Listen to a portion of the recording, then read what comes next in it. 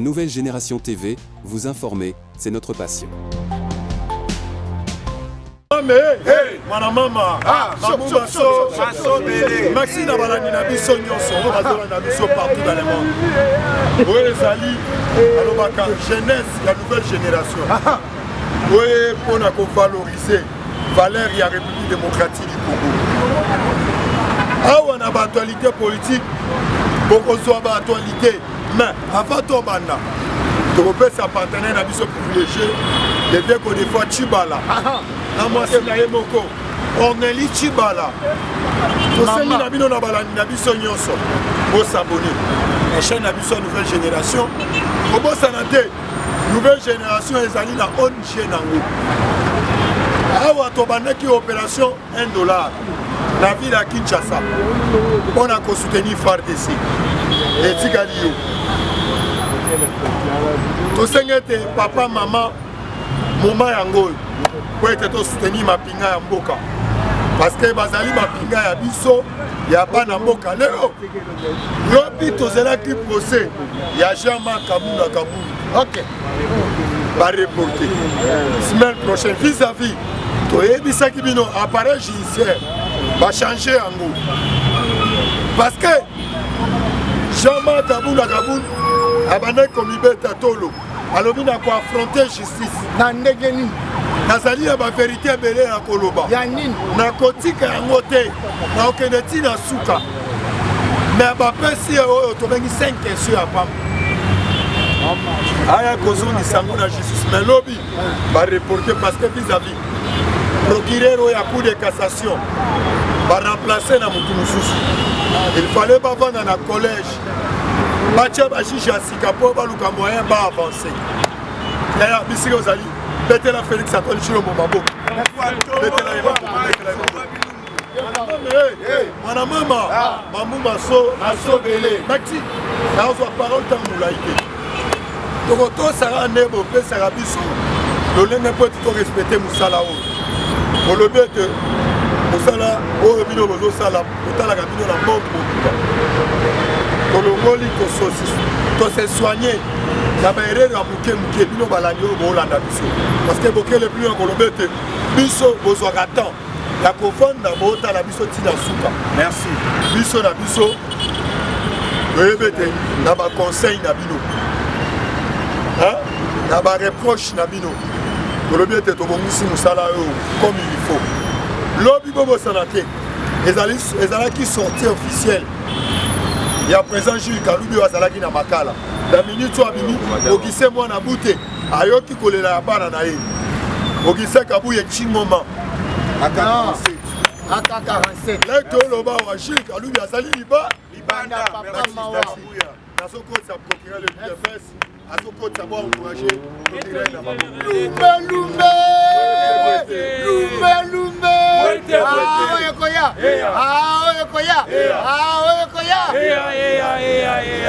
Allez, fatigue-toi. Fatigue-toi. Allez, fatigue-toi. Deviens les informations. UDPS est viva. UDPS est viva. Béton. Merci beaucoup. Na balani na biso banso balani biso de partout dans le monde entier et surtout le secrétaire général Augustin Kabouya Mwanabouté. Merci. Parce que vous allez vraiment ébélé de partout dans le monde entier. Vous allez continuer par rapport à la libération de Gilles Moniere, Gilles Kaloubi. Le lobby a quitté la prison centrale de Makala. UDPS est viva. Cela veut dire quoi? Nous-mêmes, nous sommes les responsables de ce pouvoir. Oui. Mais vous avez vu, l'un de nous a été arrêté. Et puis, à l'équipe Mikolomo Ming la prison centrale à Makala. Là, il n'y avait pas un acharnement. Là, il n'y avait pas un règlement de compte. Mais si c'était un membre du PPRD, si c'était un membre de la MOUKA, les gens allaient dire que c'est un règlement de compte, c'est un acharnement. UDPS est viva. Parlez. Yango to le biboye. État de droit éponyme automo côté. Oui. Parce qu'à l'époque, de reste mémoire, papa Etienne Tshisekedi Moulumba Batuna question, qu'est-ce qui signifie un état de droit? Merci. Papa Loba qui un état de droit, cela veut dire que non, Motonio il faut Zanakati Yamibe.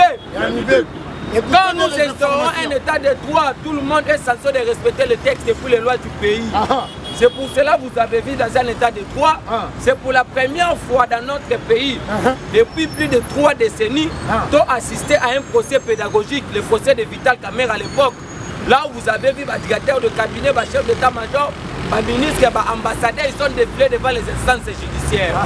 IDPS viva. Viva, chaud. Le lot de décortiquer, moi, Mathia Poboye, vraiment, Makamozali, Kolekana Kati, la République démocratique du Congo. Bato Batouni Bisso, que non. Et lobby fallait qu'hier chez nous, parce qu'aujourd'hui nous sommes le mercredi, hier chez nous c'était le mardi, Jean-Marc Kabound fallait qu'il soit à niveau de la justice. Mais nous allons vous expliquer le dossier à Jean-Marc Kabound. Il dépend de les informations. Donc, vous expliquez bien sur le plan judiciaire et puis sur le plan politique. Parce que sur le plan politique, vous avez vu le lundi, Franck Diongo était allé chez Jean-Marc Kabound, chez lui à sa résidence. De l'autre côté, tout ce que Jean-Marc Kabound est en train de faire, ce sont des discours pour vendre à la opposition. Mais j'avais appris une information que jusqu'à preuve du contraire, Bato Batikala qui est en opposition, Jean-Marc Kabound était. Malobi Kabound était déjà dans le pouvoir. Oui. Une personne qui a eu déjà dans le pouvoir, qui s'est acheté de parcelles, qui a construit des écoles, qui a construit des terrains, qui a construit des forages d'eau, qui a des villas à Londres, qui a des villas à Lubumbashi. Beaucoup. Parce que n'oublions pas que Jean-Marc Kabound avait monnayé ma poste à IDPS. Jean-Marc Kabound gagnait des carrés miniers, confisqués de carrés miniers d'autrui à l'intérieur du pays. Bien parlé. Jean-Marc Kabound a dit qu'on a vécu dans la sonorisation à bateau. Jean-Marc Kabound a comme qui PCR en train de trouver les pineux d'autrui. C'était une façon de ternir l'image de ces régimes. Voilà. Gloire à Dieu, nous l'avons exclu et puis radié du parti parce que c'est un délinquant politique. Votez. Parlez. IDPS viva. Viva, chaud. Jean-Marc Kabound avait étalé son immaturité politique sur la place publique. Jean-Marc Kabound, dans son point de presse, il a allé plus loin en outrageant le chef de l'État, en diffamant le président de la République et puis avec les injures publiques. Nous allons vous faire voir quoi. Infraction outrage au chef de l'État est banni dans le régime monté.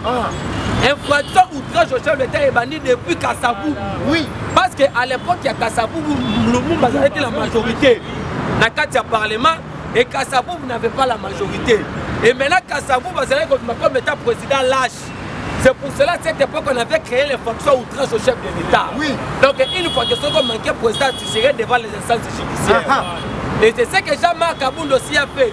Parce que, Bato va comprendre raté. Le président de la République, il est la toute première institution du pays. Et la présidence de la République, c'est l'administration de l'État. Là, on retrouve par conseiller, par membre du cabinet chef de l'État. Donc, la personne du président de la République est sacrée. La personne du chef de l'État est sacrée. Et Jean-Marc Kabound, dans son point de presse, il est en train de dire que non, j'avais rappelé le président à l'ordre. Là, c'est un manque de respect vis-à-vis du président de la République. Des pères et des mères. IDPS viva. Viva, parlez. Yango Bomonaki, Jean-Marc Kabound, ce n'était pas à l'époque, quand mon papa Tshisekedi a créé, Nakami n'a qu'un oppositeur Kabound comme étant héros national, les allés qui l'occupent. Ceux qui votent bien la vidéo, Kabound a dit que Moutou a soufflé papa Tshisekedi dans ma toy. Pour un héros vivant. Parce que Kabound a menti, voire même ses origines à papa Tshisekedi. Parce qu'à cette époque, papa est déjà malade. C'est ce qui a fait que tant qu'on va nommer, papa est au Kende Poto, tant que papa est apprendre que Kabound à côté de l'origine. Et papa est qui nous sous-souté. Il ne peut se vivre. Jean-Marc Kabound, il y a un lokuta na loku. Imaginons que le roi Kabound est comme président de la République. À Rotobola, n'a pas puni à Batonios. Il ne peut se vivre. C'est un casseur, un troueur de Pinay. Est-ce qu'on peut remplacer Tshisekedi aujourd'hui pour que Kabound devenir un président? Non. Ça ne peut jamais se faire. C'est là où nous disons ceci. IDPS est le rôle à Wenge, BCBC à Chibem Piana. Mais Wenge 4x4 était. Les musiciens sont habillés à Wenge, BCBC à Batikala Koye Banate. Kabound n'était pas intelligent que Tchibala. Tchibala a été nommé Premier ministre. A Funda Bisoku n'a pas été posé au siège à IDPS à Batikala Koye. Oui. Les lomoto a émis parti à Tchibala Zate. Kabound n'était pas intelligent plus que Valentin Moubaki. Aujourd'hui, Moubaki a eu un suscité. Oui. Kabound n'était pas intelligent plus que Mavungu, plus que Belgique, plus que Rémi Massamba. Donc c'est pour leur dire quoi? C'est l'IDPS n'est façon arabe. Oui. Kabound est venu avec des sandales. Merci. Kabound était venu Munda comme il peut grâce à l'IDPS. Et vous allez savoir que Kabound, le président de la République, allait foutre la à l'époque. Kabound c'était un ingrat. Aujourd'hui, Kabound veut faire grave face à l'IDPS. C'est là nous vous disons ceci. Franck Diongo, c'est un frustré politique. Oui. Franck Diongo est allé voir Guy Mwademvita, le déjà journal officiel à la présidence. Franck Diongo est allé voir Peter Kazadi pour dire à Peter Kazadi que comment président de la République a Bossaninga. Alors que la semaine prochaine, Franck Diongo a dit qu'il y a une liste de mandataires il fallait qu'il va vivre. Franck Diongo, n'oublions pas que même si à soi qu'il a nos postes d'été, on nous payait la maison, on lui avait acheté des véhicules, on lui avait donné des sécurités. Mais quand il est allé à Lubumbashi, rencontrer Moïse Katumbi, Moïse Katumbi lui a donné 25 000 $. C'est ce qui permettra pas de passer dans des médias et dire que tu sais qu'il a échoué. Je vous dis ceci, tu sais que jusqu'à preuve de contraire, il reste dans les lignées de son père. Tu sais qu'il ne peut jamais nous trahir. Pourquoi? Parce que tu sais que d'aujourd'hui c'est une fierté nationale et pas internationale. Merci. Il ne peut se vivre. Viva. Si quand il lobby, et là on dit que Kabound a sambaté, tout le bateau le bateau. Le samedi passé, le chef de l'État avait fait des mises en place en justice. À celle qui va mise en place. Le professeur Fundo a qui le conseil d'État. À celle qui est remplacé dans Arlette Odia. Dans niveau, il y a en tout cas merci beaucoup au président de la République pour avoir relevé le juge Yanni Raphaël. Il y a un procès à 100 jours. Élevé à titre posthume comme étant président à cour d'appel à Gombe. Et ces familles vont bénéficier de tous ces avantages. Merci. Merci. Il est passé viva. Juge Yanni, donc actuellement, à ça élevé à titre posthume, il y a un procès. A commis président à cour d'appel à Gombe. Famille, il y a bénéficié d'avantages. Il dépasse viva. C'est ça un président de la République. Oui, il a mérité. C'est ça un chef de l'État. Il dirige le pays avec les guerres. C'est là où nous disons Fati jusqu'à 2004. L'opposition collée. Il dépasse viva. Si quand il a mis en place au Bassala qui la justice, c'est ce qui a permis que va auditionner Kabound du lobité. Maintenant, on peut savoir nos procédures. Dans le niveau du Parlement, dans le Kabound a sali point de presse. Il y a une action disciplinaire. Le Parlement est une institution à part. Et la justice collabore avec l'institution Parlement. C'est ce qui a fait que la justice a levé l'immunité dans le bureau ensemble pour passer Kabound. Et qu'est-ce qui s'est passé? Les députés ont déjà la vacance parlementaire.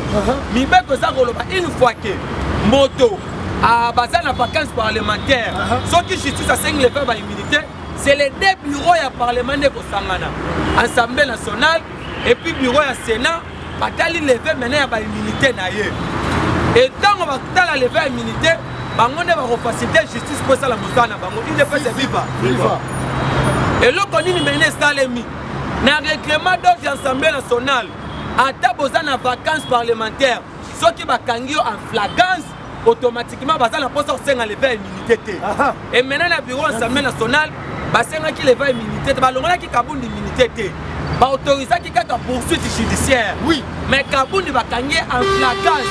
Donc automatiquement, on va la détenir provisoirement pour avoir diffamé le chef de l'État. Oui. Donc comme il lobby, il n'y avait pas moyen qu'on puisse lui auditionner. Pourquoi? Parce qu'il y a eu des mises en place au niveau de la justice en attendant que l'administration de la justice pas qu'il y ait un document moussou.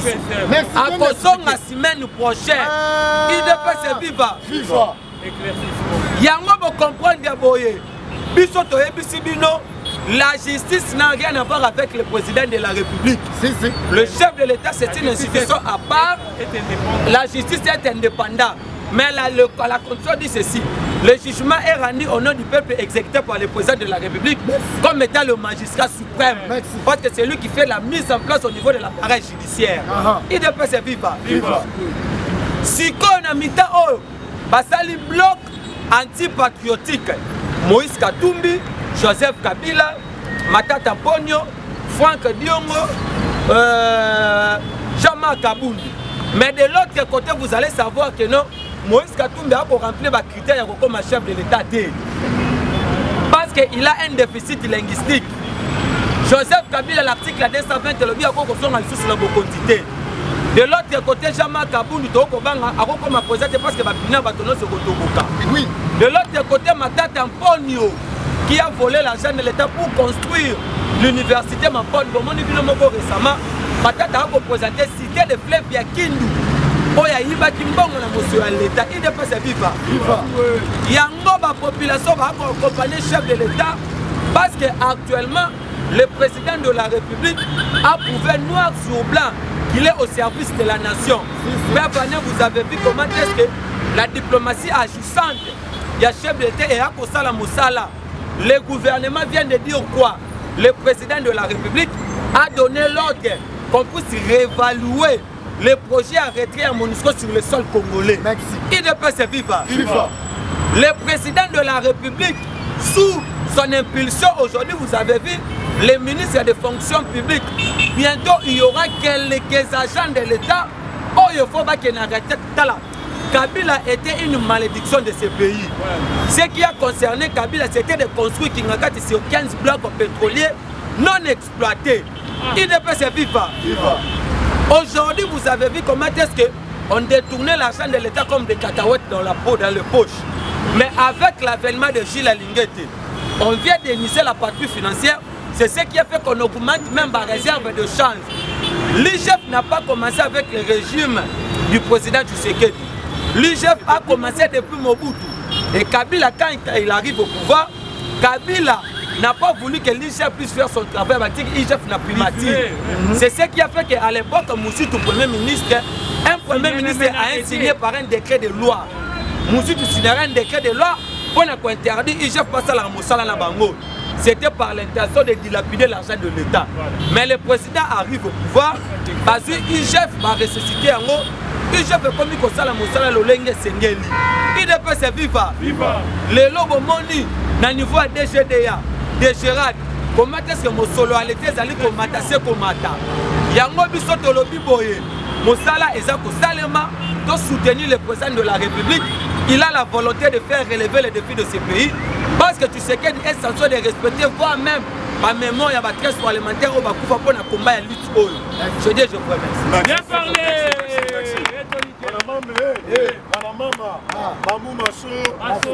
Merci Balani Nabiso Nyoso. Alors, bibotika kofina bachombo. Alors, bibotika kofina bachombo, vous allez concentrer. Botalaka etandoike. Parce que là, tozolo bao. Bazola Nabiso na ba etandoike. Kobosa na tende konangai opération $1. Pour soutenir ma femme de Nabiso. Na lobakete Félix Antoine Tshilombo Tshisekedi. Azali na bolingo ya mboka oyo. Nam na lobate papier moko. Dans mon protocole à pape, à tout ni pape, pourquoi c'est de Félix Antoine Tshilombo Tshisekedi quitte na yo vandaka? Alobi ngai nazo na yete ma nazota la mutema na ye. Eloko na monika tina ye. Yubino bozo mona yango te. Na lobakante Félix Antoine Tshilombo Tshisekedi ako échoué que jamais na mission na ye. Bon professeur balobi ete bana to Mobutu akabola ba chip système au mona balobe yango pachero ya ba professeur Tilelo papa mo wa kele plus loin ça fati au pesinga Egypte même bon wa karibira na kozongo wa kindoki na ba sentiment mais azo ko sanete bazana kata comme maniola salaire ya ba professeur lelo ba fonctionnaire à l'état lobby mo wa salinga tapage même la cité Nazoya amoninga président te soit melata secret à cause na bino facha yo wa base na ye toza na président moko oyo matoi na ye eza devant population parce que ba bandengo na biso na S yango to ebisa bino opposition ezate oui opposition ezate kufwa ezali ba agitation politique bato bazoluka ba intérêt na bango personnel Yeah, opposition faut tellement. opesa baargument solide mpo te tobenga na monisco boza wapi aucune déclaration ya bato bamimetaka tolo toza baopposant d'ailleurs bisika bozali bokeba merci nazozwa parole ta molai te ozali na Fumuzulu kitamiki ya bambuta azokota do encourage Fumuzulu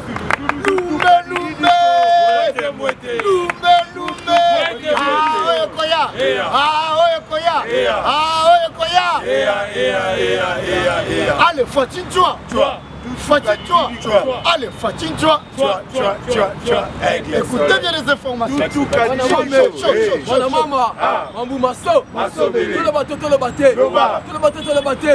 akotuna mulu akotuna mais makolela yango vraiment tout vraiment na sepeli makasi merci na mwana bute aka 45 secrétaire général oh le la sali biso esengo pona ko bimisa ndeko na biso chile za boite vraiment to sepeli mingi parce que sali biso pe esengo mingi parce que ndeko place soki na libota na ye za malamu do malamu te to betela maboko makasi pona seche na biso et peut-être sur le bateau contribuer $1 même à ndeko na biso pe bazotala biso $1 na opeso koyena ngo 2000 fois opesi pe pona kosunga FARDC na biso za pe malamu pona lokumu na ye nzambe pe wazosala ke no tondonga kata c'est ça bote yango sengeli na biso to contribuer à $1 pona kosunga bandeko na biso nyonso tuo bazobunda na FARDC na kata este yango zo comprendre que nos constructions tozosala na moto nyonso na badepute na baministre bapesa mbongo na bino en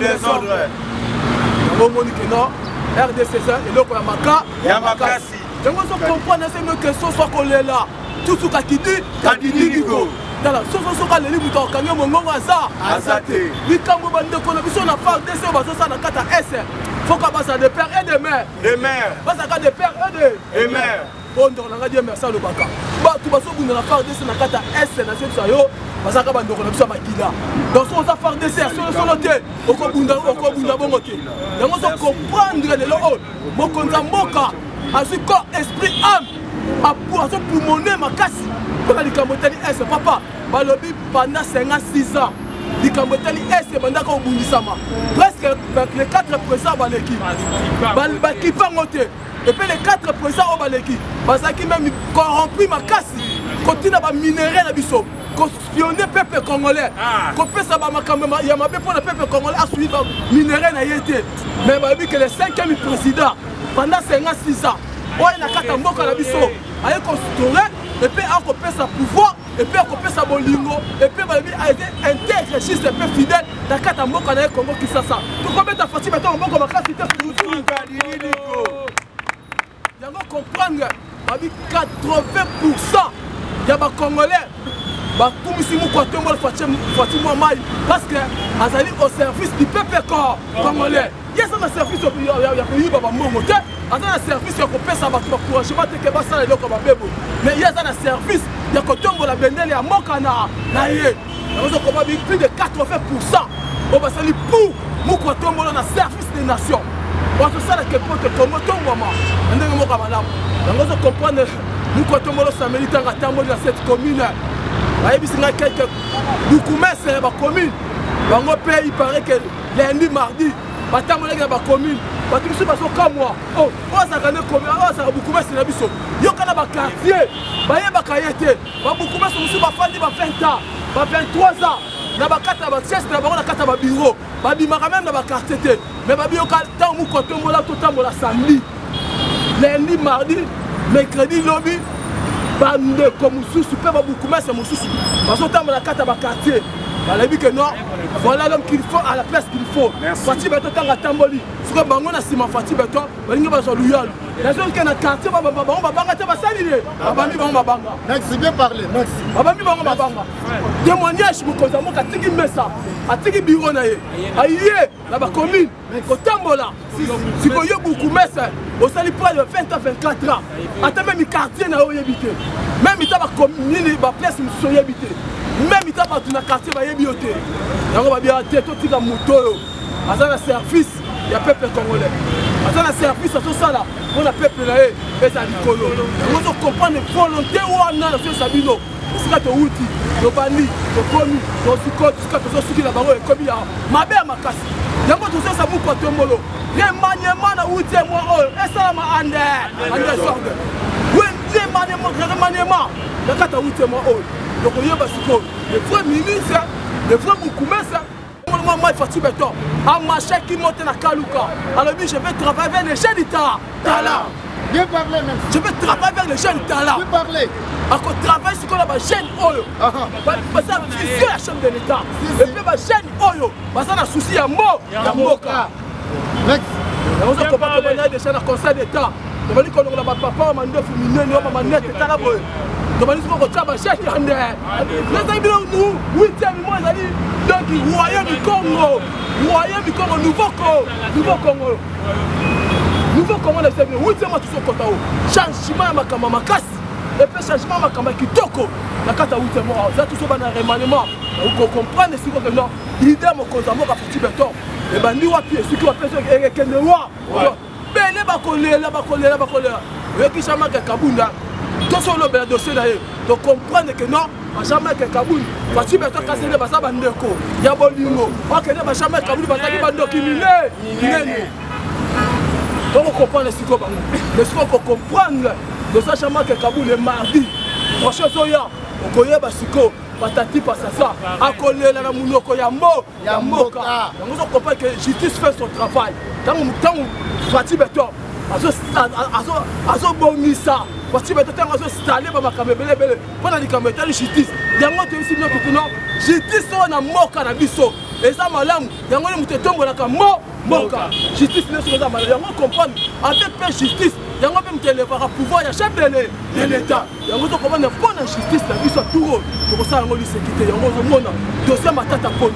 Même dossier ya chama de Kaboul. On comprendre. Laissez Kabila chama de Kaboul avant à la meeting, avant annoncer makamwa le baki. Basalaki 4 personnes na il Mateba. Bando konanga Congo central baso confinement. Basalaki na nani? Na Kabila, basalaki na nani? Bazali na Martin Fayulu, bazali na nani? Bazali na bato Moïse Katumba tindaki. Na kata il Mateba. Yango comprendre ba déclaration. O chama ke Kaboul ko sala. Même déclaration peut o nana to sala o. Mais Franck Diobo. Kaka même déclaration. O nani akeno sala kisanga.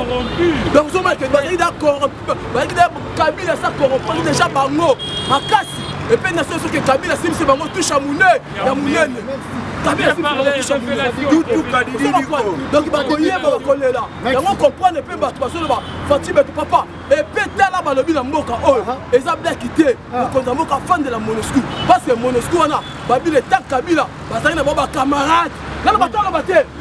Parce que l'association on a M23 ba Kodeko on a. Ba camarade sont des camarades ya Kabila. Ba ngone ba yeba kinini. Premièrement Babilo comme Monusco ya kinango. Et puis deuxièmement, Babilo M23 na baiki nango, là ba Moïse Katumba, là ba Kabila, ba Piembo kapé deuxièmement ba lingaki ba kanzaso et ça la mort. Complicité à Monusco na français. Révélation. Na ba français. Nango so kopon mu Katumba la Vandi, Atali, Carnaso papayé. Carnaso peuple congolais et puis Carnaso Nzambe. A dédié qui mo kaneli bo Nzambe. A dinga na kokokate. Yo Nzambe ali kolosa musala na yo. Yango to kopon ma yele nyoso. O mu Katumba so débattre bango. Et so vous appelle Nzamba Nicolo parce que c'est le premier partenaire. O yemo Katumba la ki musala. Et ça quand je suis Christian, on comprend. Ba kamunyo so paso sala. Et so la ni les ça c'est fait. Yango so mo Monusco ba lobi que non, c'est ma toute première fois na carte Afrique. On m'a sur décision. C'est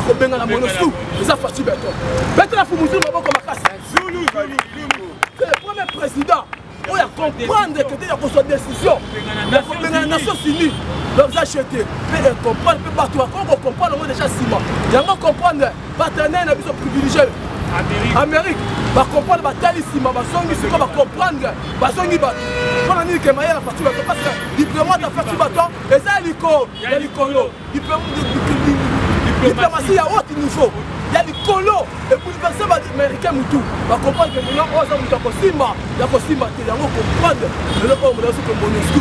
Il y a qui va rebisaner le c'est en 2024. Nous sommes au combat la Moka. Comme Monusco Anderson. Et si quand nous sommes au combat professeur Bisso. Nous sommes au combat la Moka la Bisso Anderson. Il y a un comprendre que le cochité. Il y a Souka Nangai. papa na biso Kadima ya seli tobetana maboko makasi Kadima on comprend déjà programme élection la bi semaine bazo pesa ngo a lobby sous lobby à répéter mais élection sali mais il faut que na ba étape donc il y a un recensement il a bien parlé papa Kadima élection sali mais jour to yebité donc il y a un nombre de Congo Congo fils du pays fils du pays troisièmement donc ce qu'on a dans les parti politique un parti politique nous comprenons que Bamba sur l'élection que l'élection c'est la moutou mais que l'élection c'est l'UDPS qui va organiser les vraies élections partout pouvoir nous organiser l'élection parce que nous kimia organiser l'élection na kimia surtout parce que mboka na biso besoin que na kimia nyonso pona ngana to kutani lo bien parler.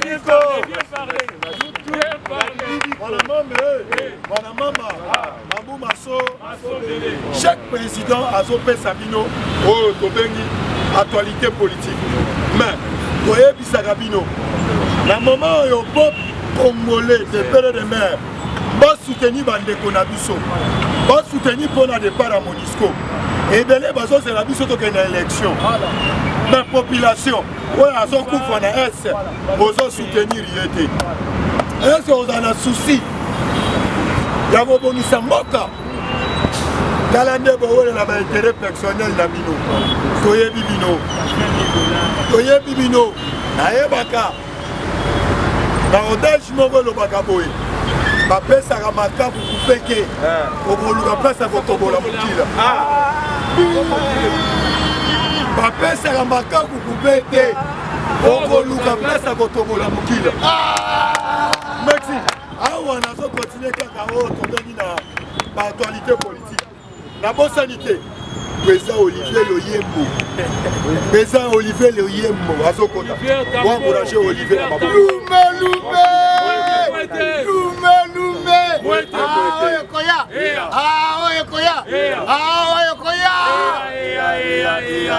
Allez, fatigue-toi. Fatigue-toi. Allez, fatigue-toi. Écoutez bien les informations. Merci de Pespino Bambo Tembele, puisque vous allez pour la Nabiso. Nazo Bossanate. Merci à mon secrétaire général pour son implication qu'on a libéré à l'un de nous, parlementaire de vous, Gilles Minière. Merci papa, merci. Alors, Bande Kobobo Sanate, tout ça n'a qu'à récolter fonds. $1 pour la part d'essai. Vous allez Libana. En Allemagne, en Angleterre, c'est camion sur la France. Bobo Sanate va continuer pour la part d'essai libellé. Et l'autre chose, vous n'avez pas été mis sur tout ça là. Sans plus tarder, nous avons côté na Maïko et Pétaï politique. La première KMP pour le dossier à Jean-Marc Kaboul. Pourquoi Kaboul na audience à Liboso? Bazong Sakié. Parce que pour apprendre dans ma source de information, il y avait aussi ce qu'on appelle instrumentalisation, il y a présent à cour de cassation. Il y a mis balai au Komeka au Solona Bino Oyo et Teli Monisco. Parce que Monisco est un plan de balkanisation dans Boka Oyo. N'est Bakabona qui Soudan. Né au Moni Monisco avec un plan pour utiliser la République démocratique du Congo. Alors, mes chers frères, mes chers compatriotes, Kabuno Bozo Mona Lelo, mais pour la troisième fois, Kabuno a Bozo Baldé. Pourquoi il y a Liboso? Dans le Kaboun, à cela qui président Aïe, au sein de l'IDPS.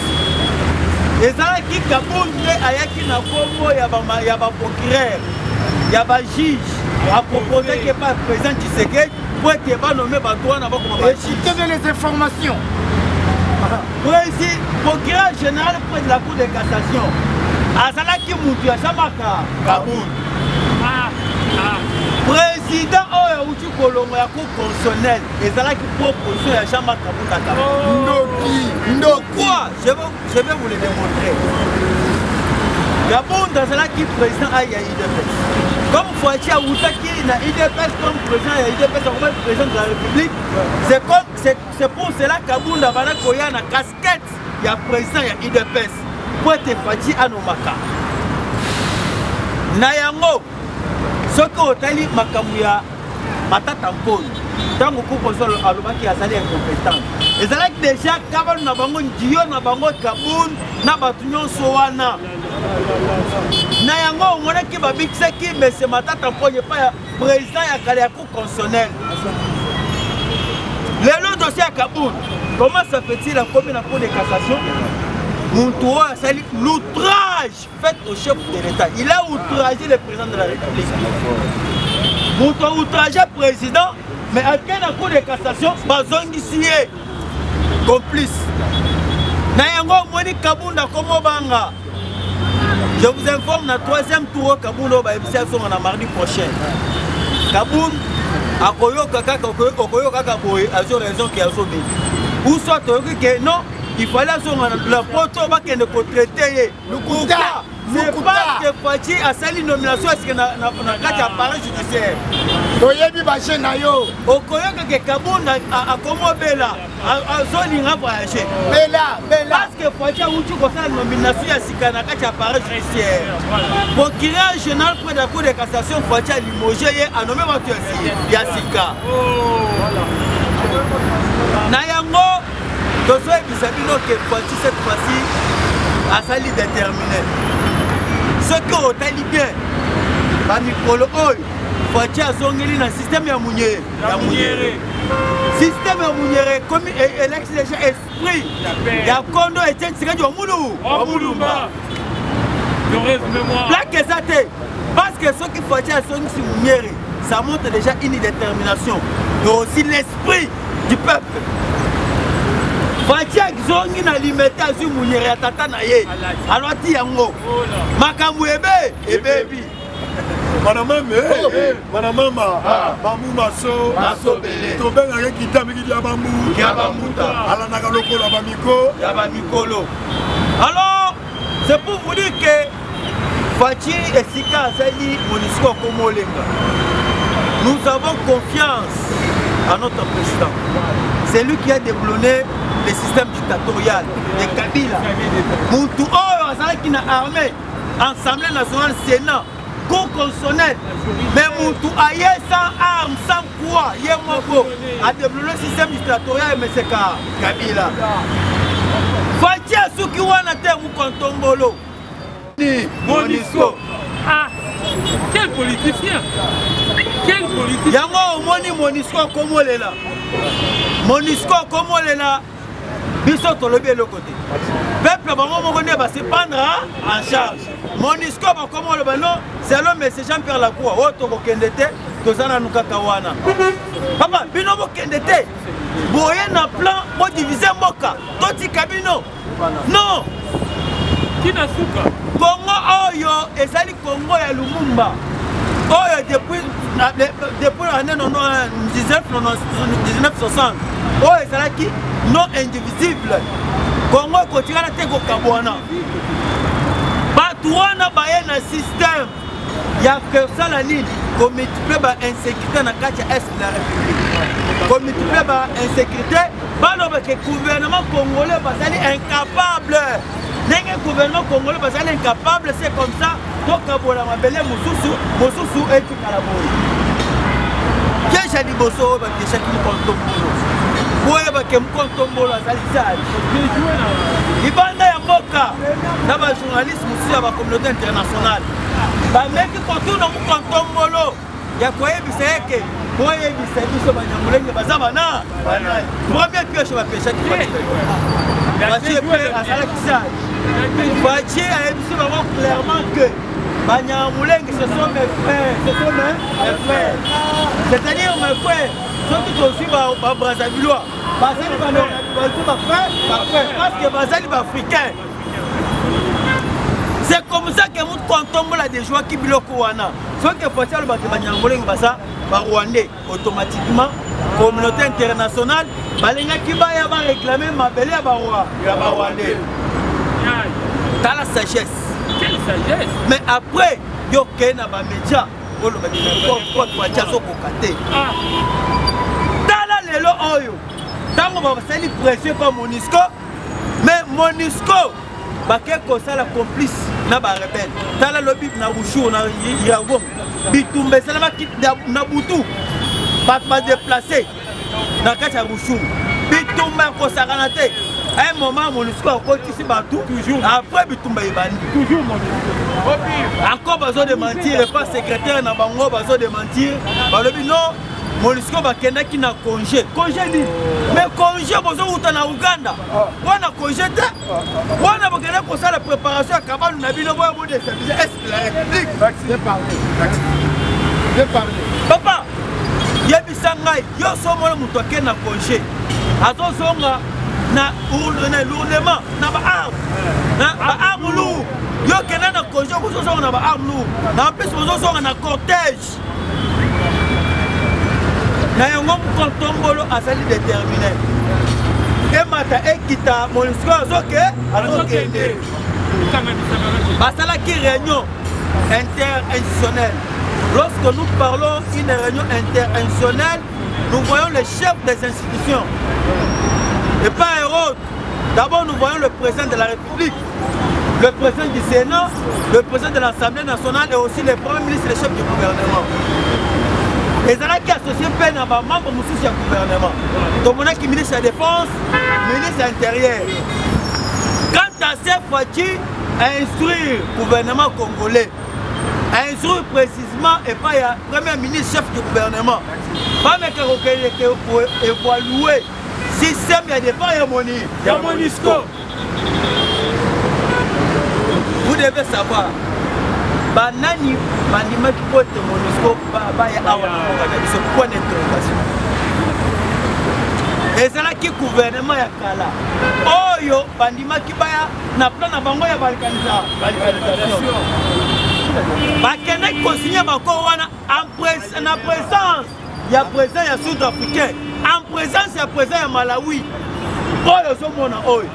Akei ya fani na kingakati. Azotika siko Fachi na kati ya kusufiri. Babiloko ya salaki ya mabe. Les accords ténébreux. Na yango mes chers frères, na pesibino merci parce que bakino pe batambola kilo na Monisco. Bango pe bazali détermination senga départ ya Monisco. Biso tozali porte d'annoncer mabe. Depuis que Monisco est na mboka na biso, to mona ta changement mon côté. To mona changement mon côté. Lelo Monisco asa a outi na Uganda. Mais na Uganda sika outi, Uganda commence à la recherche de combat. Uganda a commis la matériel, basali société, il y a pour ça la recherche de combat. Bazo ça le auto pour cette fois. Je vous dis, plan il y a insécurité dans la carte est de la République. Oui, bah yango, les alliés plan pour déstabiliser mboka o ya biso. Dans mon Fachi un projet, il y a quoi ça lancé là Beni Kassini. Beni Kassini wana parce que c'est là mon so basali yango et ko attirer ba minere ba na tourisme na kati ya mboka na biso. Donc bana ko tsa mboka ebele pas so ke na Beni Kassini. Okomona ba montagne na ba montagne. Ba montagne ezali ebele. Tozali na ba parc ebele pour na côté est. Une fois ce qui côté le wana en même temps la société minière est liée, puis c'est net au bénéficier. Nayango, quelques moments où Fachi a décrété état de siège, la Katia Est. Dans la société minière, il faut aller là-bas, beaucoup comme système, pas au pays voisin. Pas dans la Katia Kokanga, la société là-bas. Ça formal. Nayango, mes chers frères, to sambela makas pour na Fachi beto. To linga pembo kao ya biso. Lorsque les gens parlent que Fachi n'a rien fait, ça me dépasse. Parce que le pays, on ne peut pas changer un pays pendant 5 ans ou bien 3 ans. Merci, bien parlé. Merci. Dans un secteur Moussous, oh Fachi a simi que le changement est écoti. Bien parlé. Donc d'abord, dans le secteur, il y a mobilisation de recette. Il y a déjà un changement. Oui. Dans le secteur, il y a quoi ça la banzela. pendant 18 ans Kabila n'a rien fait banzela ezalaki ya kokufwa mais dans secteur ya banzela tomoni que changement ekoti dans secteur ya éducation tomoni que lelo Fati c'est un souci pour na professeur Fati c'est donné pour aussi nos frères pour la gratuité de l'enseignement ça montre qu'il y a déjà un changement dans deuxième mandat et matin qui va changer bien parlé Olivier Sambo bien parlé même yo ça n'a pas bêta dans maboko bêta dans maboko bêta maboko toi encourager Olibana wana mabe wana mama mamu maso belé dalinga ko ça 10 à match mais 10 à match vraiment na osenga bino bo soutenir dialogue intercongolais parce que bazo luka même na bato la muka ko bango bazana 10 à match c'est dans la 10 à match na koyebisa bino ba congolais surtout les Congolais à diaspora, ils babuka mabolongo na bango pour la République démocratique du Congo. Surtout l'association à maman. Nouvelle génération qui est la makasi na bino. Yo lo bakete Dieu merci. Pour l'association na ngai ki ngai.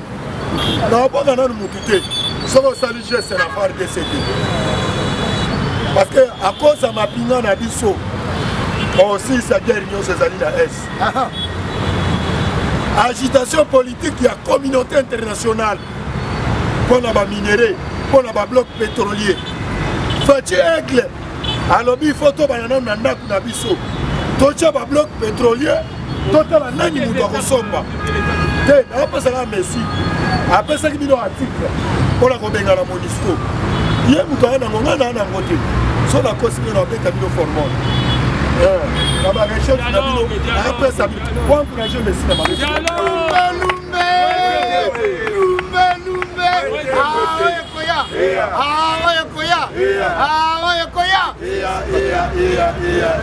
Allez, Fati-toi. Allez, Fati-toi.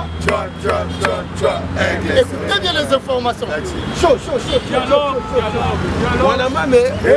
Mwanamama Mambu Maso avant to banda motu ya to passer dans le message pour moni na lati soutien 100% FARDC opération Endo alors na osenga na diaspora nyonso ko apporter les pas vraiment bosunga armée na biso na $1 mukoto kende ko tika mbongo wana bino mo pe bo mona to sala accompagner na caméra soki osale pas ya ministre kabanda ya défense pour mona ngo alors moyebi numéro ya mutu oyo alekota mbongo ya pesa ya mutu akozoka mbongo yeyo Abdullah azali comme chargé ya relation extérieure poste au Fati azalaka ta mazaka na IDPS merci donc pesa numéro tozosenga na ba congolais nyonso ba ministre ba mandataire tozosenga même na ba diaspora partout dans le monde opération to soutenir nos FARDC opération to la kisa le commandant suprême de l'armée et de la police congolaise Félix Antoine Tshisekedi Tshilombo azali ko bunda ye mo côté alors toza censé tocha contribution selon bolingo toza nango pona mboka numéro nanga eza plus 243 89 60 77 556 plus 243 89 60 77 556 FARDC bendele koyate merci bendele koyate wana déjà les deux jours qui tu alwa loba qui peut contribuer déjà yo qui kota zali mwana mama Mambu Maso Belé na ebisi bino politique comme elle est Fati a changé système de jeu na terrain na ebisi bino mbutu na ngambo FC parce que ba joueur ni nazo beta 9 na nazo beta 10 changement comme brisque boy Fati a longoli na justice kala te toyoki na armée pe azo sokola bango nyonso yango moni procès ya Jama Kabundu lobi ba décala ngo parce que ayebo ayo kuta ba joueur mususu Alesaki basuwa à liboso. Mais émission Kabundu déjà esaki à basuwa à liboso na arbitre à liboso. Tiens ma bongo na mutu. La toute première fois longola moniere na kati ya bureau. Donc a senti déjà chaleur. Mais émission est bandé la douleur. Matata ponyo pe aleli. To ebisaka eza esengo ya tangu ya mukie ye parle saka die donné Kaluba Fati longola die donné Kaluba remplaçaka na die donné mususu die donné Kamuleta Même match, même équipe, mais tu as remplacé comme Albi. Yo Albi, tu laisses ça qui bon bâtir Libanda. Oui, mais le point est découragé. Sous Nango, la bateau, la match à vite Naïma. Albi, tu as laissé ça qui bon bâtir pour changer Albi. Tu as ça là. L'ambition match, c'est bien. C'est la toute première fois. Comme on a Fati à son président, réunion na Monier. Réunion interinstitutionnelle. Awa papa mbo so fandi abati afanja Fati afandi na Moniere. Batu batali Moniere wana bake ba recherche. Na ba Moniere nyonso ya papa. Babimisa ba basali nye. Babimisi. Joka Moniere wana Fati takola na bano babeta bale na ave. Na aveni. Fati alongwe mbala moko cortège. Na ndaku wa afongoli tiwa bimisi Moniere. Nyonso wana pour répondre na bandeko na biso bakufaki na este wana. Tobaki este na biso ezalaka kozala na président oyo ayokaka base c'est la population. Président mbala moko abengi Antonio Guterres na téléphone. Agangeli ye ayoki kutu te bambote wana ya ba good morning. Ayebisi ye naza na bebele te ya kosola na yo. Na pesi yo kaka deux conditions, mais à part deux conditions, nazo senga application immédiate, il y a résolution 2556 il y a des informations. Voilà, résolution 2556 c'est le mini. Pour ça là dans l'immédiat plan il y a évaluation, il y a retrait, il y a monnaie. Il y a Monisco. Et le point est petit. En Monisco dans Zawana budget na ye RDC njoka chaque année après ça bango 1 milliard de dollars. Fatia sobo to bango 1 milliard de dollars wana na FARDC. Wow. Merci bazawana. Bazo e baté côté ba kokende. Bobi a point Congo to kende wa. Fatia ebisa bango ba kende na Ukraine. Na pe bazo c'est la Bible par ici. Zaya na yo kimia. Fatia si ma camion sur la maboko ya biso to ba iba projet na biso. Si tu reconnais ça, moi, ça, quoi, tu as ma tête à prendre sous la là. Lobby Bolandi bien. Accord est signé entre le gouvernement et BSECO. Pour il a dit bureau central de coordination. Bon, on a 1000 centres de santé dans 5 ans. Pourquoi 1000 centres de santé? On a parce que donc déjà la procédure, il y a santé au fait. Au fait. Bon, pendant on a banana moi c'est robot ta tie comme atana biso batamande. Yana yo nyonso lia o dendo dia tono ni dibubwe fimi mama yembo pe bazo réhabiliter ngo. Fatia ye ko pesa correction na ba régime nyonso leka. Oyo nyonso bazo loba o elobi papa mboso lobi. Papa mboso lobi nyonso bazo loba pona président Félix c'est le coup. Eza le coup. Atana makambo ba guerre wana. Tangu basinyaki ba accord Fatia zaki ata chef du quartier. 2013, accord est signé. Accord wana webi na zaka nango awe oya za na posa na buna tindela ye ata na ba article. Omo na bitumba aneza wapi. Raymond Chibanda asaki wana. Jamona obaki na minute oyo confiance ite atoki kombo ya mutu o mulumbo bi aseka zande kunanga kasai. Batu wana pe baso ba kombo na biso. Côté parole il y a M23 kombo na Willy Ngoma. Willy Ngoma. Na yo kanisa Ngoma wana mukwango yamba e bonjo ka zo le tubi yo tumula. Mulai. Bayi bana ba kombo na biso batu wana. Yango il faut que ça alise ko ya li. Opposition actuelle déjà va se rendre compte. La minute élection eza pas sito battre mutoyo. Pour Fatia zo bunda na bango na ba réalisation sur le terrain. Bilan l'équipe positive est belé. Soy bâti en mon tournoi mais tournoi est tourné et Sopani. Alors le seul moyen à bango na minute est comme dialogue. Mais dialogue bakosela bakolemba. Parce que lundi Denis Kadi m'appelle déjà lobby awa déjà tozo kene na méthode ya sika.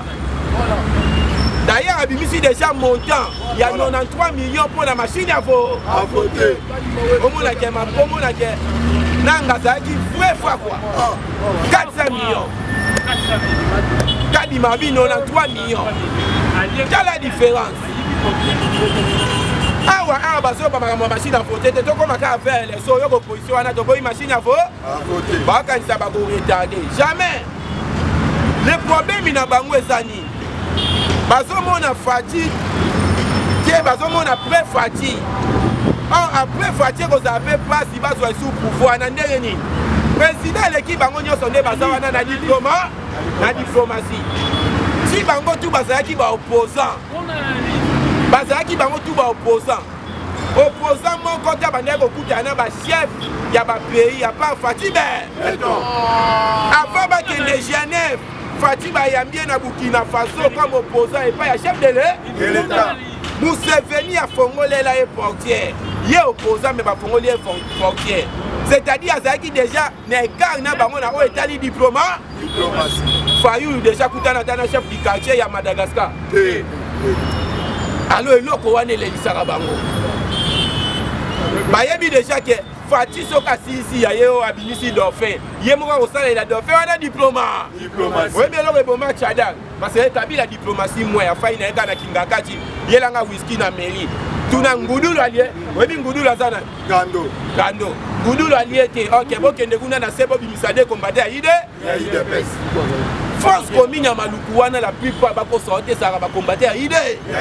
Faut Kimbuta kosa à l'époque bana ba bébé. Mais Dieu merci mbou le bêta total la boeta du colo bimi na mabelena du colo Liberjat. Il y a 43. Bébé là numéro 43. Pour mon akenzamba zali côté ba ota bandeko bimisa makamuna ba onyo sona poa. Na poisa. Félicitations à FARDC. Monsieur Bisayo frappe na frappe. Frappe na frappe. Lobi na mincho na zobi sabino côté ya ba ADF tobomi. Côté ya ba miliciens tobomi. Ko lobi e yinda ki na uchu. Na bisi aussi ko FARDC azui makamuna na maboko. Opération to sa bango na Rwanda. Mama ki kalate modo de kopesama. Modo de kopesama. Bah signer d'accord bisoto sibi rango to bi cette fois-ci non tozo makamuna na maboko na bisaki yo le président de la République a otikala ko échouer té na mandat na ye sans formal parce que ndaza bongo après yemoko papa tika biloko nyoso na nda soto eloko mako compliqué mbangu na limité akota kate yako afongola ka tiwa eta saini ne livre à 800 pages c'est aussi dans les lots parce que livre wana jusqu'à là utilisé car la page misa première page comment déboulonner un dictateur sans licence c'est Kabila to déboulonner licence c'est bêta. Deuxième page, je n'ai pas la majorité, comment je peux obtenir la majorité à créer une ça.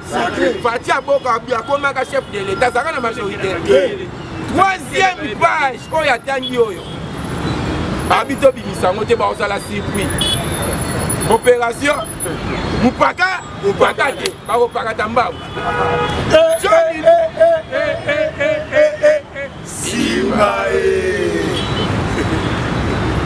Oyo baso le la wana Kabila songa baza bando. Bible écoute lobi molimo mabe déjà soke bimi. Soke zoni ezonga kana force mususu. Imaginez mutu lokola John Numbi songa lisu awo. Imaginez mutu lokola Kaleva songa. Akoya na revanche ni.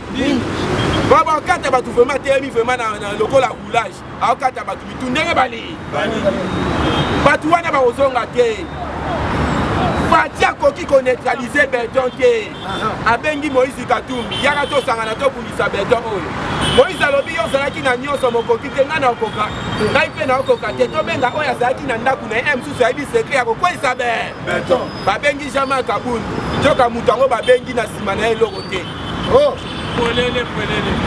Yewana, nalobaki élection ya 2023, misusu bakoyo ke lango na radio na prison makala na couper ya mukie. Masangu batumba na maboko. Merci combattant. Bien parlé. Maman. Merci les UPS ça va pas moula. Là tout ça là-bas au vani na ndako. Bozo fiba, ya ko fiba. Il fallait qu'on soutenir une nouvelle génération. Merci. Parce que qu'on soit ma révélation à Boyi. Voilà, faut soit mon amour. Il y a un lobakete qui est bon à moi si. À Boyi déjà. Mais au moins, moi, ça n'a pas de manda moussous. À se retrouver dans manda wanate. Alors bien sûr, il y a un bolingo. Qui est bon à moi si wana. Tout le monde a vu ça. Tout ça doit continuer. Mais tozoyebisa bino baministre remaniement général biso tokoza na baministre oyo tokosoutenir toza na badg lokola trésor mwamba depele de mera faciba toza na baministre oyo tosoutenir yeba ministre oyo travaille te yayo mosala osali nini olo totangela bino liste kointimide biso te toyebi osali bien te atokangi kutu naloba kombo nao atokangi kutu naloba maxi nazopesa bino tobengi abengaka ye the champion abdul azokota bo encourage abdul na maboko bo encourage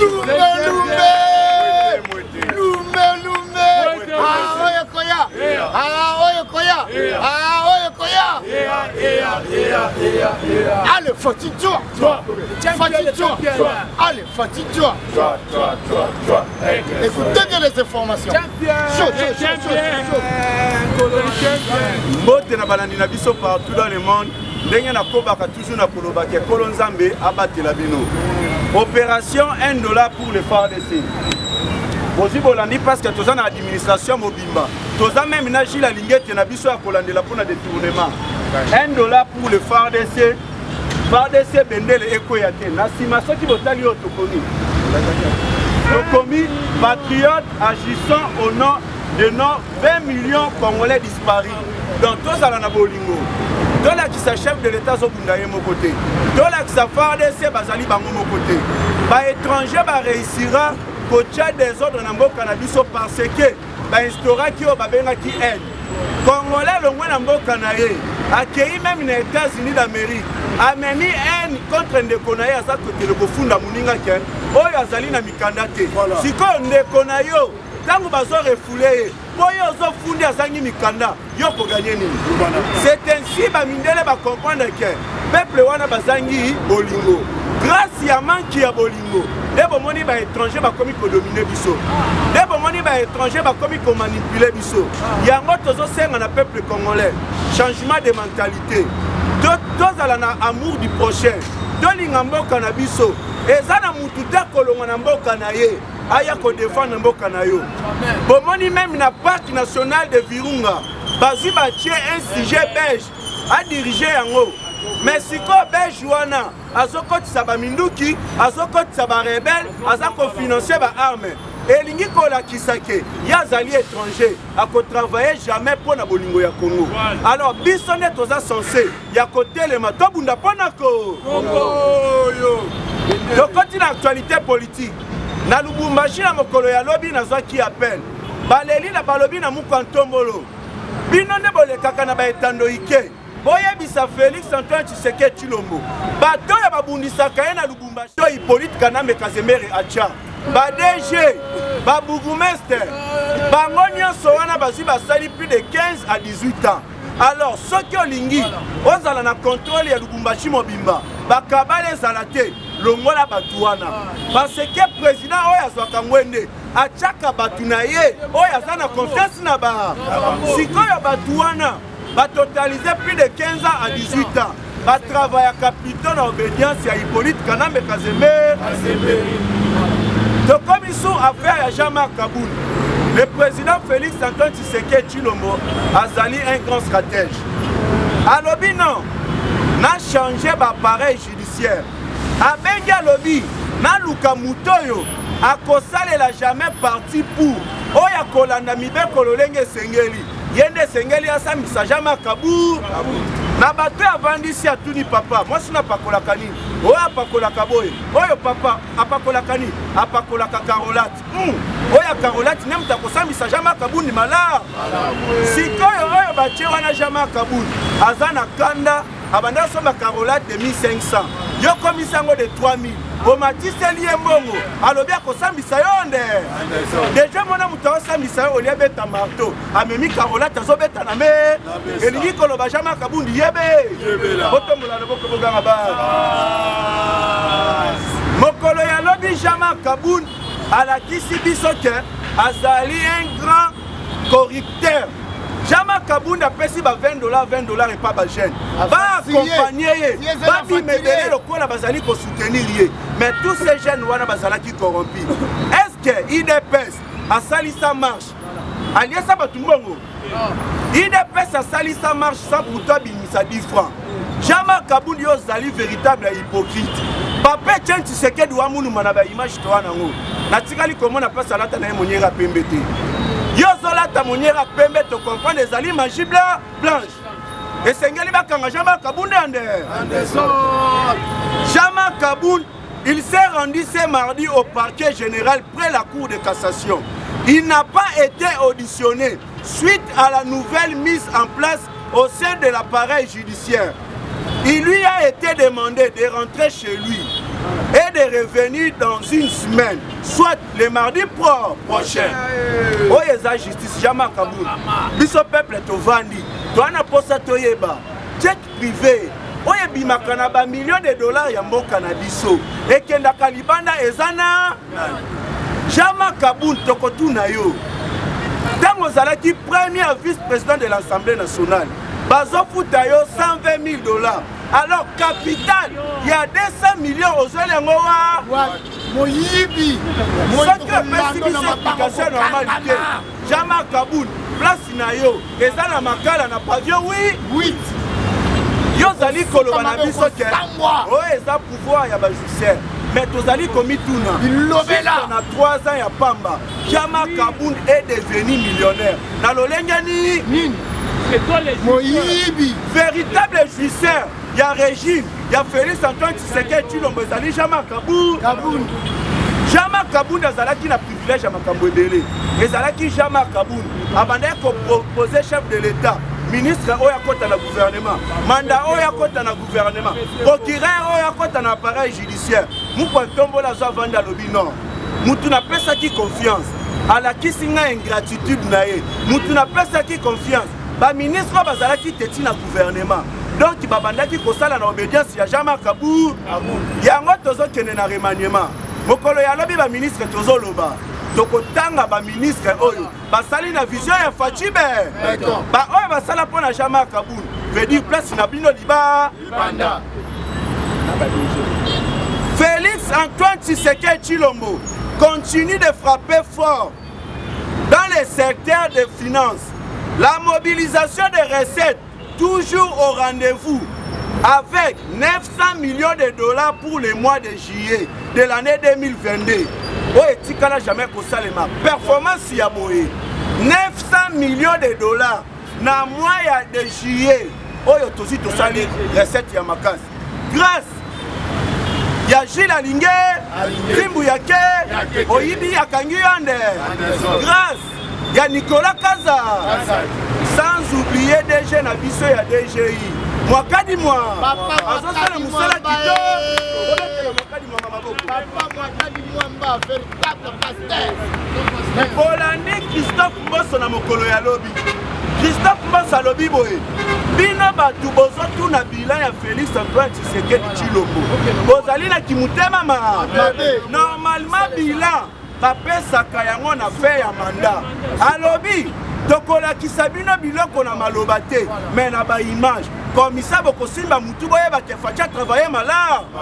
Et puis asengi na peuple congolais de soutenir Félix Antoine Tshisekedi Tshilombo, le président de la République démocratique du Congo.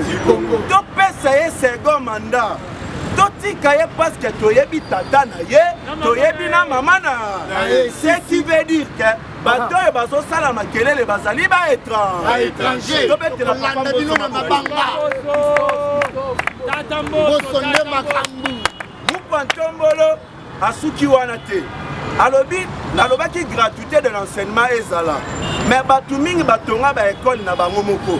Normalement pour la gratuité ezala na toute étendue de la ville province de Kinshasa. Et sengeli l'État azala na ba école na. Tango alobi lisusu santé ezala gratuit. Pour na basi ya zemi accouchement ezala ya offert.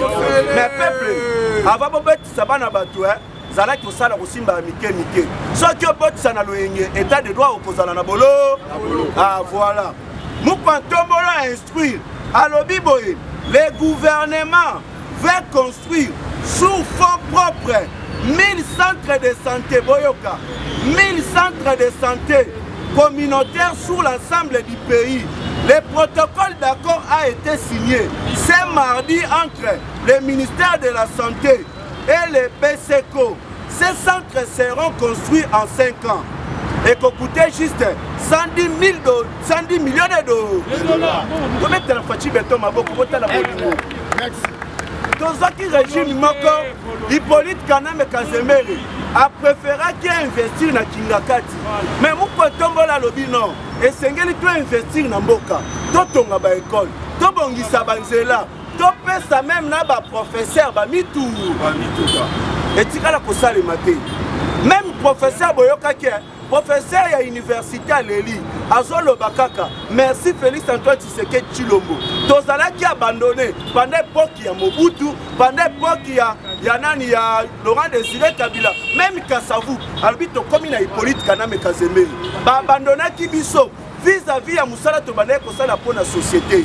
Mais yo, fils du pays, nationaliste, au pesi biso mituka. Nga pe professeur on attend Hippolyte so babenga professeur na bambili banga na moni yango enji na minute babenga nga professeur na komi mona lokola na komi ministre nazo tambola na ville province ya Kinshasa na mutuka na nga ya sika lobi fachi umela professeur Tatoli mo omoni nzambe so sala na bomo ina yo tatola grandeur ya nzambe ko salenga te témoignage za la kamala sikoyo tozala ba professeur moko oyo ba mesana na bango toujours l'esprit ya makolo ba professeur moko oyo ba mesa to éviter soki ezali famille na bango ou bien lokoni parmi bato bazaki ba mituka ezana ba professeur mususu bakei koteka yango bazoka kambongo botala dégâts kindo chef de l'état tala lobino olie ba mona passe na ba transport olie ba komaka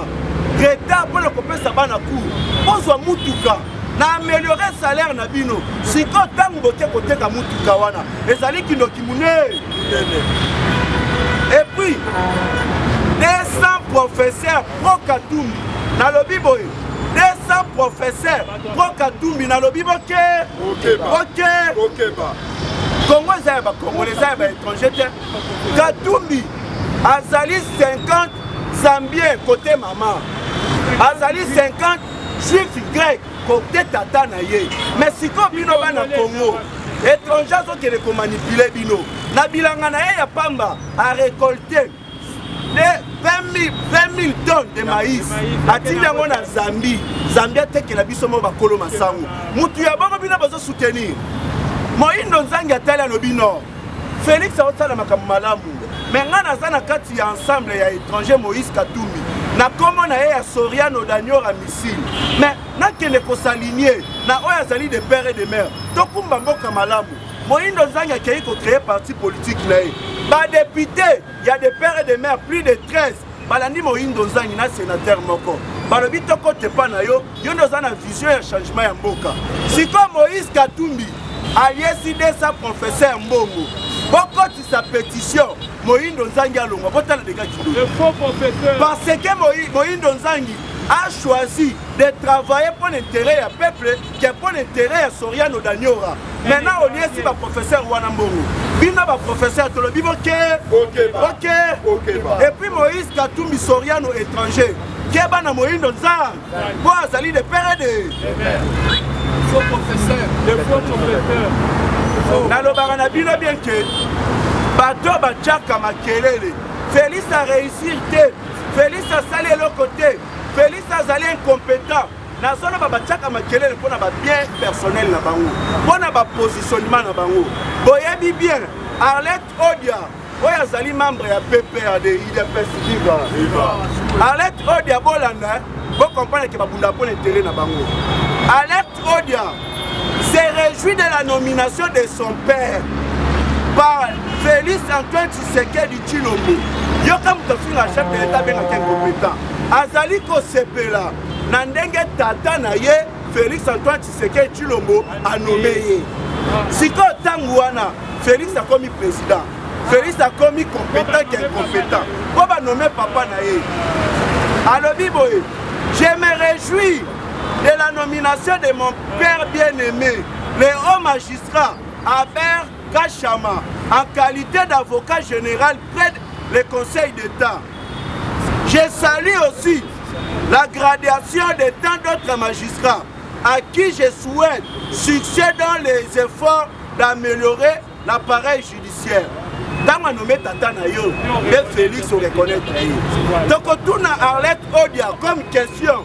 Yebisa biso Arlette Odia. Quand on nomme les gens, tu disais qu'il y avait les compétences au sommet de l'État. Et aujourd'hui, que ton père a été nommé, tu as complètement oublié cette incompétence. Pour réjouir maintenant, tu réjouis. Maintenant, tu expérimentes la jouissance. Donc, tout nayo, Tata Nayo, tant que nommé, les Félix a commis naïe compétent, a commis malam, sommet de l'État et allé diriger, la moutou azaya malam. Juste pour faire voir le peuple congolais. Batouana bakundaka pona ba intérêt na bango bino peuple. Soki basi positionnement, bakokende babosani bino. Yango tozolo bata en 2023. Tango tokende na élection. Toyeba député oyo tozo voter. Auti wapi, abimeli wapi, tata na ye nani, mama na ye nani. Soki totindi batu, kwa pesio $10, kwa pesio polo. $10 wana oliango pendant 50 ans. Polo wana okola tango pendant 50 ans. Plutôt bakokende, bakoma ba chef ya batu rebelle, pona koboma bino. Yango boyoka ki papa mo salobaki. Bino ba député bozoya, bozolela na kombo ya peuple. Mais ezaka kabino ne bozo boma peuple wana. Liste ya 27 députés nationaux. Oyo bazo kendeka koboma peuple na est. Papa mo soti kango pa procureur général. Alobi basambisa bango et puis biso peuple tozoloba. Ba député totindaki ba défendre biso bakomaki babomina biso esengeli toya baba bango. Donc comme il sous affaire ya Monisco avant de chuter, peuple congolais boyeba Patrice Emery Lumumba a été tué par la Monisco. Bobo sana histoire te. Patrice Emery Lumumba a été tué par la Monisco. Tangu tomonaki tolobi non M23 ne ezali armée rwandaise baza koboma biso tokangi des militaires ya armée rwandaise to présenter bango na bilembo mais bomonaki Bintu Keita alobi boye la Monisco aza na preuve te ke za Rwanda aza na sima ba M23 tangu tolobi non Monisco aide biso to attaquer ba rebelle ya M23 Monisco alobi non tozali incapable ya kobundisa bango ce qui veut dire Monisco ne peut pas combattre leurs partenaires. Monisco travaille pour l'intérêt de l'Ouganda et Rwanda. Biso peuple tolobi bake to manifester pacifiquement, to enregistrer 32 morts. Oyo Monisco abomi biso. Owana eza crime de guerre te. Owana eza crime de guerre te. Na mokolo kutu ya lobi bauti koboma lisusu mutu moko na Butembo par la Monisco. Yango boyoki chef de l'État Beti Mesa alobi boye. Félix Antoine Tshisekedi Tshilombo vient de faire une déclaration forte pour sauver la nation en danger. Je serai un autre Lumumba. J'appelle la Russie et la Chine en aide contre les Nations Unies qui sont en train de massacrer mon population. Oye ezali koboma peuple nanga. Chef de l'État s'est décidé à lobby. Soki bino Monisco. Bokosala ngo bosalaki Lumumba. Nazali déterminé. Nazosenga na Russie. Nazosenga na nani na Chine. Botele maboye edengai. Tobenga na moni. Nazo chuter na information ya suka. Na Congo central babengi biso ba ebisi biso boye. La présence de l'armée rwandaise. Ba komi na Congo central ba koti ebele. Balobi la présence d'un groupe armé qui ne parle que Kinyarwanda. Bazana village ya Mbanza, Banzangungu, na certain ya Timansi. Bazali susu na village ya Bazali susu na village ya Banzangoi. Kuna lisusu bazali. Bazali su côté ya certain ya Bobo village na Kimanza. Balobi bazé belé kuna baloba ka Kinyarwanda. Alors bazali kosenga ba autorité na biso. C'est le moment ba kende. Pona ko traquer ba Rwanda wana nyo. Merci beaucoup tout le monde. Merci. Bon courage à Maboko, bon courage à Maboko. Mon maman, Abou Masso, Maxi, Nabalani Nabiso Nyoso. Pour signaler la sécurité interne chef de l'État. papa na biso baitopale bazomemela yo bacommunicateur copie pembeni na yo mais baoyo bazosala mosala baza sur le terrain awa biso tolobaki ete soki omoni ndokisala nini elela oyebi ayebi mpe wakabwanga azalaki na biso boye tous les conseils en chef de l'état ozalaki soki problème oye soki ozwi problème oye tozali na badossier na bino ebele baconseil oyo bozotambola meme na baministère bokomi bapeti ya mokofia ya bainge bachinois tozanalise alobi tokobelela merci information moko elingi eséchappe biso mais nayebisi procureur apesa bino oyo tobengi mwa information na mwa moke après toclôturer mokolo ya lelo merci UDPS est vivant. En tout cas, nous avons un petit éclaircissement par rapport à ce qui est en train de se raconter pour la réalisation chef de l'État. Quand je vous avais dit que Franck Diongo c'était un sorcier congolais, les gens n'ont pas accepté. Vous devriez savoir que non, on ne peut jamais comparer le régime de Tshisekedi et puis avec le régime passé. Joseph Kabila, on a dit que non, il a bien géré le pays. Mais Joseph Kabila, pendant 18 ans, il a laissé le budget dans ce pays à 4 milliards de dollars. Mais le président actuel, il a que 4 ans au pouvoir. Aujourd'hui, nous avons un budget de 11 milliards. Oh, déjà, nous avons la prévision à 16 milliards en 2023. Mais Franck Diongo vous dit que non, Tshisekedi gère mal le pays par rapport à Kabila. Tshisekedi gère mal le pays. Vous avez vu comment les caisses de l'État dans 4 ans d'exercice au pouvoir, il a stabilisé le taux de change à $1 équivalent de 200 000 francs congolais. IDPS est vivant.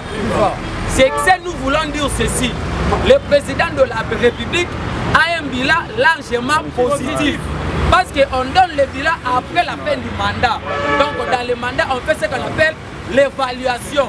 C'est qu'en 2023, nous allons gagner les élections et puis nous allons faire en sorte que nous puissions rappeler la majorité pour nous permettre que le président a continué la réforme sur le plan judiciaire et puis sur le plan, il y a Armel Abisso. Je dis, je préfère. Merci. Tozobeta c'était s'abonner dans la nouvelle génération. Les alliés chaîne Abino ya bana mboka. Keba na bangulu, ozo ke na présidence, ozo lo betenga na communicateur. Na zoka mbongo na memela ba communicateur. Keba. IGF azali na zela na yo. Chaque jour biso to banda ko be la bino. Bo sala un peu musalate. Bo appel na population na sima na bino te. Awa tolobiete bino nyonso bo s'abonner, bo commenter, bo aimer, bo partager chaîne à bino nouvelle génération ezali chaîne à bana mboka mokola lobi toyebisi papa mboso tozali koya batu lukwebo tozali koya mais toko soutenir oyo tobengi mwana mboka azala parmi na liste ya ba ministre oyo asimi oyo tobengaka awa asimi oyo obengi G24 Jean-Marie Lukulasi de pere de mera Fatiba toolo bango pamba te parce que tomoni jeunesse azoso bakuluna azoso bango bakoma bato mpona lelo biso tosiki awa topesi balandi na biso nyonso olanda biso partout dans le monde bambote nabosani te DG Okitol à Paris, tozozela yo Okitok tozozela yo maman de Kakanshinga nabosani te le fait qu'Aloubi na Belgique tozozela yo merci pour le